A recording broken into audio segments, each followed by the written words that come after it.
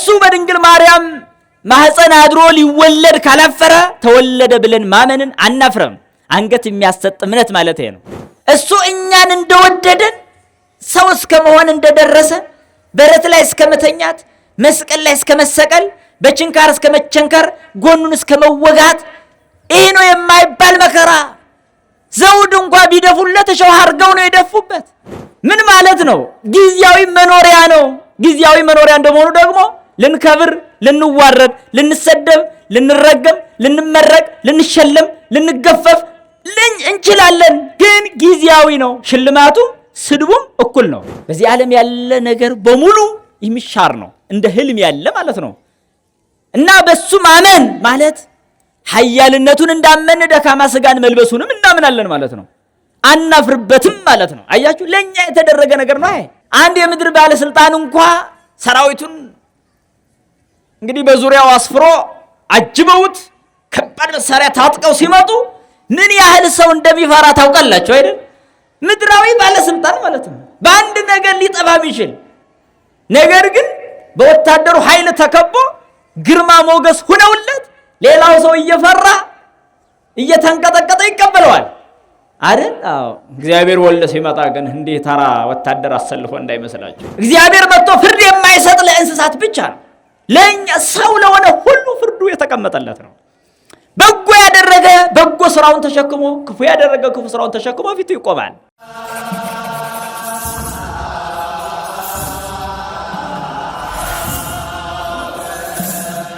የሚገባ ነገር አለም አናፍርበትም። እሱ በድንግል ማርያም ይጸነስ ዘንድ ካላፈረ እኛ መጸነሱን ለመመስከር ለማመን አናፍርም። በዚህ በእምነት ነው የምንጸናው፣ በዚህ ሃይማኖት ነው የምንጸናው። በሃይማኖታችሁ ጽኑ ሲል እሱ ባደረገው ስራ ሁሉ በማመን ነው ማለት ነው። እሱ በድንግል ማርያም ማህፀን አድሮ ሊወለድ ካላፈረ ተወለደ ብለን ማመንን አናፍርም። አንገት የሚያሰጥ እምነት ማለት ነው። አያ እንዲሁ ለተራ ዓለም አይደለም፣ እንዲሁ ለተራ ፍልስፍና አይደለም፣ እንዲሁ ለጊዜያዊ ጥቅም አይደለም። ታዲያ የወደደንን በመውደድ እስከ ሞት እንደርሳለን ማለታችን ነው። የወደደንን የቀረበንን ተጎሳቁለን ሳለ የደረሰልንን ተቅበዝብዘን ሳለ የሰበሰበንን በማመን እስከ ሞት እንደርሳለን ማለት ነው። በሃይማኖት መጽናት ማለት ነው። ወዳጆች አስተውሉ። ጊዜያውያን አይደለንም። ወደሱ እንሰበሰባለን። ሁላችን እመጣለሁ ወስዳችኋለሁ ብሎናል። እመጣለሁ ወስዳችኋለሁ ብሎናል። እዚህ ምን ቀር አይደለንም። በዚህ ዓለም ያለ ነገር በሙሉ የሚሻር ነው፣ እንደ ህልም ያለ ማለት ነው። እና በሱ ማመን ማለት ኃያልነቱን እንዳመን ደካማ ስጋን መልበሱንም እናምናለን ማለት ነው። አናፍርበትም ማለት ነው። አያችሁ፣ ለኛ የተደረገ ነገር ነው። በድንግል ማርያም ማህፀን መወሰን ለኛ የተደረገ ነው። አናፍርበትም። እሱ አላፈረም አይደል? በበረት መተኛቱን አናፍርበትም። እሱ አላፈረም አይደል?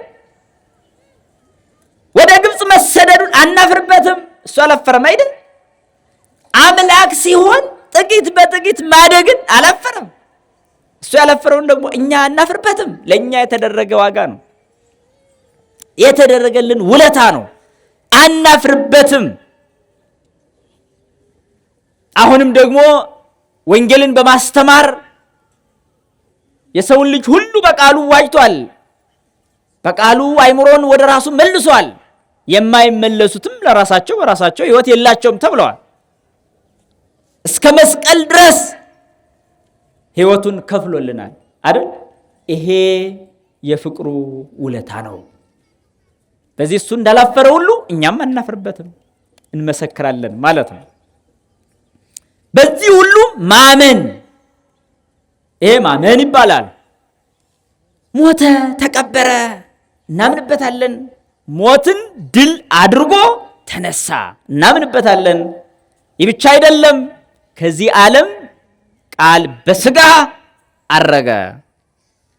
ህሊናችን አብሮ ከሱ ጋር አረገ። ማመን ማለት ነው፣ አብሮ ማረግ ነው። እሱ ሲያርግ እኛ ምድር ላይ ከቀረንማ እንጎዳለን። ማመን የሚባል ነገር የለም። እና እሱ ወደ ላይ ሲያርግ የኛም ህሊና አብሮ ነው ያረገ። ስለዚህ አንድ ክርስቲያን በምድር ላይ ስላለው ጉዳይ ሃይማኖትን አይቀይርም ማለት አብሮ ስላደረገ ነው። እንደገና አይወርድም ነው።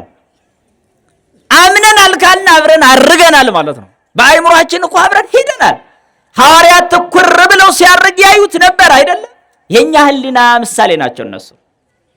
እያንዳንዱ አማኝ ወደ እግዚአብሔር ትኩር ብሎ የማየቱ ምሳሌ ናቸው። ስለዚህ አንድ አማኝ በክርስቶስ አምኛለሁ ካለ በኋላ ምድራዊ ዘር ቆጠራ፣ ጎጥና ሰፈር መቁጠር የማይቻል መሆኑ በዚህ ያረጋግጣል።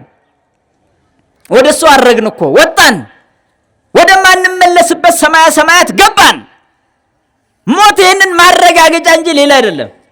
ስለዚህ አንድ ክርስቲያን ሞተ ማለት ህሊናው ወደ ነበረበት ዓለም ሄደ ማለት ነው፣ ሌላ አይደለም። አያችሁ፣ በዚህ ዓለም ስንኖርም ህሊናችን በሰማይ ነዋ። ለዚህ ነው ላዕለ ይኩን ህሊናክሙ በሰማይ ያሃሉ ልብክሙ፣ ህሊናችሁ በላይ ይሁን ልባችሁም በሰማይ ይኑር አለ። ለምን? እረኛችን ወዳለበት ህሊናችን ይሆናል። ጠባቂያችን ወዳለበት ልቡናችን ይሆናል።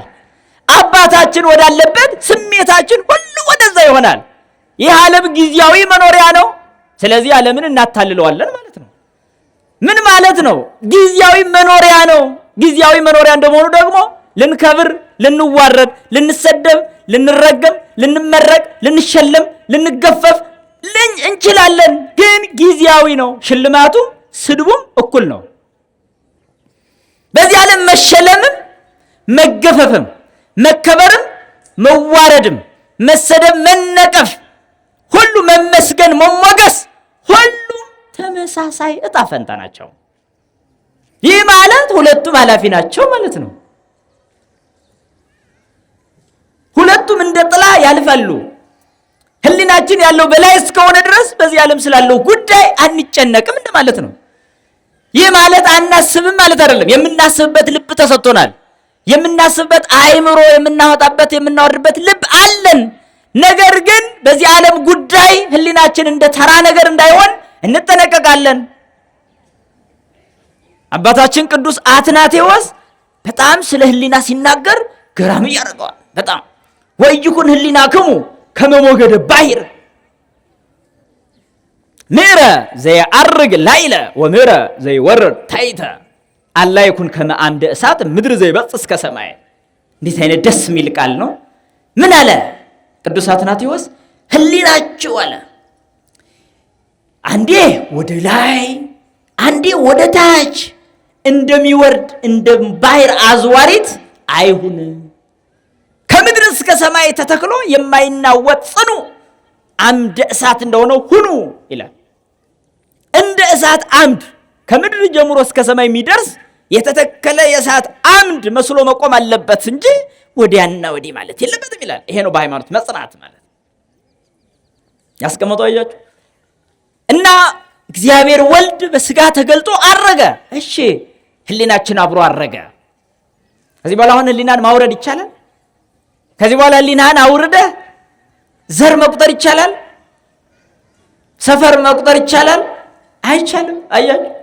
ለዚህ ነው ዘረኞች በቤተ ክርስቲያን ውጉዛን የሆኑት። ውጉዛን በጣም አካባቢን ሰፈርን የሚቆጥሩ ማዶና ማዶ እያሉ የሚጋጩ ሰዎች ከእግዚአብሔር ዕድል ዕጣ ፈንታ የላቸውም። ለምን? ክርስቶስ አረገ እኮ። በቃ አብረን አረግን እኮ። ከዚህ በኋላ አንወርድም። ሰፈር መንደር የሚባለው በእኛ ላይ አይሰራም። አያችሁ። ምን ሆነ ማለት ነው? በቃ አንድነት ጸና። ሁለተኛ ልደታችን የመጀመሪያው ልደት ሻረልን። ዘርና አጥንት ከመቁጠር አዳነን። ወዴት ወሰድን? ወራሱ ቅፍ ሰበሰበን። እኛ የተበተን በጎች ነበርነ፣ ሰበሰበን። ከሰበሰበን በኋላ እንደገና መበተን ምን ይሉታል? እረኛችን እኮ አንድ ነው። ታዲያ መንጋው ስንት ሊሆን ይገባል? አንድ መንጋ ለአንድ እረኛ ነው ማመን ማለት ነው። እና በማድረጉ እናምናለን። እንደገና ዳግም ለእያንዳንዳችን እንደ ስራችን ሊከፍል ይመጣል። በዚህ ማመን ማለት ይሄ ነው። ዳግም እንደ ስራችን ሊከፍል ይመጣል። ይሄ ማመን ልቡናችን ውስጥ የሚኖር ሁሌም ትዝታ ነው። ይሄ ይመጣል ማለት ደግሞ እንዲሁ ምድራዊ ዳኛ በተራ ነገር ይመጣል ማለት አይደለም። አንድ የምድር ባለስልጣን እንኳ ሰራዊቱን እንግዲህ በዙሪያው አስፍሮ አጅበውት ከባድ መሳሪያ ታጥቀው ሲመጡ ምን ያህል ሰው እንደሚፈራ ታውቃላችሁ አይደል? ምድራዊ ባለስልጣን ማለት ነው። በአንድ ነገር ሊጠፋ የሚችል ነገር ግን በወታደሩ ኃይል ተከቦ ግርማ ሞገስ ሁነውለት ሌላው ሰው እየፈራ እየተንቀጠቀጠ ይቀበለዋል አይደል? አዎ። እግዚአብሔር ወልድ ሲመጣ ግን እንዲህ ተራ ወታደር አሰልፎ እንዳይመስላችሁ። መላእክቱ በዙሪያው ክንፋቸውን አንዱ ክንፍ ካንዱ ጋራ እየተማታ እገሌ ነው ይሄ እገሌ ነው ብሎ ማወቅ በማይቻል ስፍር ቁጥር በሌላቸው መላእክት አያችሁ፣ እልፍ አእላፍ ጻድቃን በፊቱ ይቆማሉ። ግርማ መለኮት አለ። አስባችኋል? ፀሐይን እንኳን ዓይንህን ገልጠ ማየት እንደሚከብድ ከዛ በላይ የፀሐይ ጌታ ምን ሆኖ ሊገለጥ እንደሚችል አስብ። እንግዲህ ከሱ ፊት ነው የምትቆመው። እንግዲህ ይሄንን ማመን አለበት። ለዚህ ነው ሐዋርያው ቅዱስ ጳውሎስ በክርስቶስ የፍርድ ወንበር ፊት እንቀርብ ዘንድ አለን ይላል። ከፍርድ ወንበር ፊት እንቀርብ ዘንድ አለን ይላል። ዓለም ሁሉ ያየዋል፣ ይመጣል። የወጉት ሁሉ ያዩታል። እንዴ ይሄን ነው እንዴ ሰቅለን የገደል ነው ይላሉ። ቁስሉን ትራቱን ሳያጠፋ ይመጣል ይላል። እናቴ ወይ ደምሰሰ አሰረቅነዋ ዘእደዊሁ ወእገሪሁ ወርግዘ ተገቦሁ የጎኑን ውጋት የእጁን የእግሩን ችንካር የተወጋበት ይገልጣል። ያንን ይገልጣል። እንዘ መስቀል የሐውር ቅድሜ የተሰቀለበትን መስቀል በተአምራት ያሳያል። ይኸው ተሰቀየ አዳንኳችሁ ለማለት የሰቀሉትም ከፊቱ ይቆማሉ፣ የወጉት ሁሉ ያዩታል ያሉ ሐዋርያው ዮሐንስ ይሄንን ነው። ይሄንን ማመን ሊቆጣጠረን ይመጣል። የቤት ሥራ ሰጥቶናልና ደብተራችንን ሊያይ ይመጣል። የቤት ሥራ ሰርታችኋል ይለናል። ይሄን ማመን ብዙ ሰዎች እግዚአብሔር እንደሚመጣ አስቡ። ታራ እንዲሁ ኑረን እንዲሁ እናልፍ ነው የሚመስላቸው። እንዲሁ እንጠፋ ነው። እማ ከእንስሳት በምን ተሻለ ታዲያ? ቤተክርስቲያን ለምን አስፈለገ? እምነት ለምን አስፈለገ? እግዚአብሔር መጥቶ ፍርድ የማይሰጥ ለእንስሳት ብቻ ነው። ለእኛ ሰው ለሆነ ሁሉ ፍርዱ የተቀመጠለት ነው። በጎ ያደረገ በጎ ስራውን ተሸክሞ፣ ክፉ ያደረገ ክፉ ስራውን ተሸክሞ ፊቱ ይቆማል። በዚህ አመጣጥ ማመን፣ እቺ የተቀደሰች አመጣጥ፣ እቺ አስፈሪ አመጣጥ ምንኛ ግርምት ናት። በዚህ ማመን እግዚአብሔር እንዲሁ አይቀርም፣ ይዘገያል እንጂ ቢዘገይም አይቀርም። የተበደለው እንደተበደለ አይቀርም፣ የበደለም እንደበደለ አይቀርም። የተገፋ እንደተገፋ አይቀርም፣ የገፋም እንደገፋ አይቀርም። የጨከነ እንደጨከነ አይቀርም፣ የተጨከነበትም እንደተጨከነበት አይቀርም። ሩሩሁ ይመጣል። እውነተኛው ዳኛ ይመጣል። ይሄንን ዳኛ እንደሚመጣ ማመን ነው ሃይማኖት ማለት። እንደሚመጣ ካመን ግን ያኔ ምን አይነት ስንቅ ይዘን እንደምንጠብቅም እዛው ገልጽ ነው ማለት ነው። ይሄ ማመን ይባላል። በሃይማኖታችሁ ጽኑ ማለት ይህን ሁሉ በማመን ጽኑ ነው። እሺ እንደሚመጣ ካመን ደግሞ እንደገና ሌላው ራሱን ለኛ እንደሰጠን ስጋውን ደሙን እንደሰጠን ማመን፣ ምስጢራትን ማመን፣ ይህ ሁሉ የማመን አካል ነው። ምስጢራት ማመን ማለት ውሃው ተጸልዮበት ማየገቦ ከጎኑ የፈሰሰ ይሆናል። ህብስቱ ወይኑ ቀርቦ ስጋውና ደሙ ይሆናል። ይህን ምስጢር ማመን፣ ተጠምቀን የሱ ልጅ እንደምንሆን ቆርበን የሱን አካል እንደበላን ማመን፣ ይህ ሁሉ ማመንን የሚፈልግ ነው ማለት ነው። ሃይማኖት ይባላል ይህ ሁሉ። ስለዚህ ሃይማኖት ማለት ጠቅለል ሲል እግዚአብሔር ራሱን ለኛ የገለጠው መግለጥ፣ ፈጣሪ ከፍጡራኑ ጋር ያደረገው ግንኙነት ማለት ነው። መገናኛ ይባላል ሃይማኖት። በርቀት ካለ ዘመድ ጋራ በስልክ እንደምንገናኝ ከኛ ባህሪ ሩቅ የሆነው አምላካችን ጋራ በሃይማኖት እንገናኛለን። ሃይማኖት ማመን የሚለው ትርጉም የወሰደው ነው። ሁለተኛው መታመን የሚለው ነው። መታመን ሃይማኖት ፍጹም የሆነው መታመን ሲኖር ነው። ማመን ብቻውን አሁን የተናገርኩትን ማመን ብቻውን ደግሞ በቂ አይደለም። መታመን ይኖርበታል። በመታመንም እንጸናለን። መታመን ማለት ደግሞ ይህ እግዚአብሔር ቅድም ዓለም ሳይፈጠር የነበረ ዓለምን የፈጠረ ሰውን በመልኩ ያስገኘ ወደዚህ ዓለም ስለ ሰው ሲል ስጋ የለበሰ ወንጌል ያስተማረ የሞተ የተቀበረ የተነሳ ያረገ ዳግም የሚመጣ ነው ያልነው እግዚአብሔር መልካምነትን ይፈልጋል።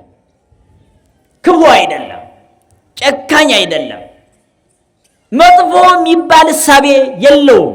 ስለዚህ እንደዛ ከሆነ ምን ይፈልጋል ማለት ነው? በጎነትን ይፈልጋል ማለት ነው። መታመን ማለት የተሰጡንን ትእዛዛት ተግባራዊ ምላሽ መስጠት ማለት ነው። መታመን ማለት እሱ በሰጠን ሕግ ታምኖ መገኘት ማለት ነው። መታመን ማለት አጸፋ ያለው ማለት ነው። ስለዚህ እግዚአብሔር ወደኛ መጣ፣ ይሄን አመነሽ ጥሩ። እሺ ንገሩኝ እስኪ እግዚአብሔር ለኛ ሲል ሰው መሆኑ በጎ ነው አይደለም? በጎ ነው አይደለም? መልሱልኝ። መልካም ነው አይደለም? መልካም ነው አይደል? ከምኑ የተነሳ ነው ስለኛ ሰው የሆነው? ከምኑ የተነሳ ነው? ከምኑ? ከፍቅሩ የተነሳ ነው አይደል? ይሄ ፍቅር አጸፋ ይፈልጋል። አያችሁ፣ ግብረ መልስ ይፈልጋል። እሱ እኛን እንደወደደን ሰው እስከ መሆን እንደደረሰ በረት ላይ እስከ መተኛት፣ መስቀል ላይ እስከ መሰቀል፣ በችንካር እስከ መቸንከር፣ ጎኑን እስከ መወጋት፣ ይህ ነው የማይባል መከራ ዘውድ እንኳ ቢደፉለት እሾህ አድርገው ነው የደፉበት። ይህ ምን ይፈልጋል? ግብረ መልስ ይፈልጋል። እግዚአብሔር በፍቅሩ ወደኛ ከቀረበን እኛ ደግሞ በፍቅር ወደ እሱ እንቀርብ ዘንድ ግብረ መልስ አለው።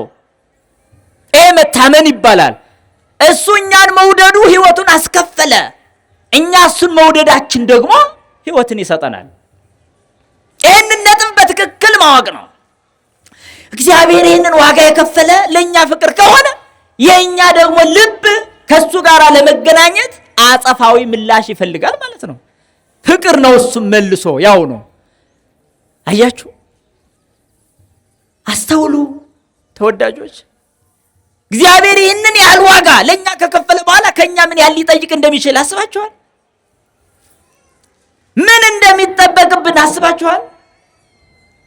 ሰው እስከ መሆን ከደረሰ፣ በረት ላይ እስከ መተኛት ከደረሰ፣ ከአንዲት ሴት መወለድ እግዚአብሔር ለባህሪው አይስማማውም ነበር። ከሴት መወለድ የሚባለው እኮ ለፈጣሪ እኮ አይስማማም፣ እውነት ነው። ነገር ግን የማይስማማውን ግብር ስለኛ ግን አደረገው። ታዲያ አምላክ ሞተ መባል ነበረበት? አምላክ ስጋ ለበሰ መባል ነበረበት? ይህ ከባድ ነገር ነው። ነገር ግን ስለኛ አደረገው ይሄንን። ለዚህ ነው ሊቁ ዮሐንስ አፈወርቅ እግዚአብሔር ዓለምን ከፈጠረበት ጥበቡ ሰው ሆኖ እኛን ያዳነበት ጥበቡ ይገርማል፣ ይረቃል አለ። ዓለምን መፍጠር ይሁን በሚል በቃሉ ችሎታ ነው ያደረገው። እኛን ሲያድን ግን ዳኑ ብሎ አይደለም ያደረገው። ታዲያ የእኛን ስጋ በመልበስ ነው። አንዲት እናት ልጇ በብዙ ፈተና ውስጥና መከራ ውስጥ ቢሆን ያንን ልጅ ለመታደግ የሕፃኗን አካል መሆን አትችልም። በእናትነቷ በዛው ርኅራኄ ግን ትሰቃያለች። እግዚአብሔር በአምላካዊ ፍርዱ የሰው ልጅ ይቀጣ ዘንድ የተገባው ሆኖ ስለተገኘ ቀጣው በሞት። እንደገና አልቅሶ ቢያገኘው ደግሞ ሊያድነው ወደደ። ስለዚህ ማዳኑ አሁን በቃል ብቻ አይሆንም ማለት ነው። ለምን? የሞት ፍርድ ተፈርዶበታልና ይህንን ሞት የሚቀበል አካል፣ ዋስ ሆኖ የሚፈጽም አካል ያስፈልግ ነበር። አይ ዝም ብሎ ዳን አይለውም ኑሯል አይባልም። ይሄማ ፍርደ ገምድል ነው የሚባለው። ይሄ ትክክለኛ ፈራጅ አይባልማ። እንደዛማ ከሆነ ሲፈልግ ሙት ሚል ሲፈልግ ዳን ሚል አይደለም የሆነው። አምላካችን እውነተኛ ፈራጅ ነው። ምክንያቱም በአዳም ላይ የተፈረደው ፍርድ አምላካዊ ፍርድ ስለሆነ በቀላል የሚነሳ አይደለም። ሰብአዊ ፍርድ አይደለም። የፍጡር ፍርድ አይደለም። ከፍጡር አንደበት የወጣ ፍርድ አይደለም። የአምላክ ፍርድ ነው። ይሄንን ፍርድ ማንሳት የሚችል ሌላ አካል ደግሞ የለም። እሺ ራሱ አምላክ ግን መተው ይችላል እኮ። እሺ እንዴት አድርጎ ይተው? አምላካዊ ፍርድ በቀላል መነሳት አይገባውም። ቅጣቱ ዘላለማዊ